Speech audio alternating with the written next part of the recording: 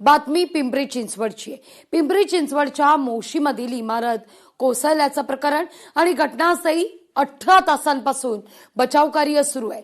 आतापर्यंत 9 जणांची सुखरूप सुटका आहे। अजून 8 ते 9 जण इमारतीच्या ढिगाऱ्याखाली अडकल्याची भीती व्यक्त होतीये।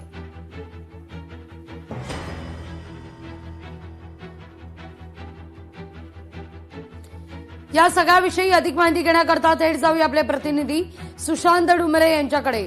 सुशांत, काय अधिक माहिती या सगळ्या संदर्भात? अनेक जण अद्यापही ढिगाऱ्याखाली अडकल्याची भीती व्यक्त होतीये। नक्कीच आपण काल पाहिलं तर काल दुपारच्या सुमारास ही घटना घडली।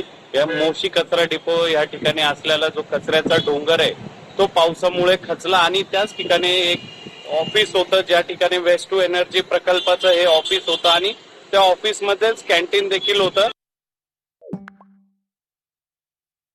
पिंपरी चिंचवडच्या मोशीमध्ये इमारत कोसळल्याचं प्रकरण घटनास्थळी 18 तासांपासून बचाव कार्य या ठिकाणी सुरू आहे अशी माहिती मिळतेय। या सगळ्यावर लक्ष आपलं कायम असणार आहे।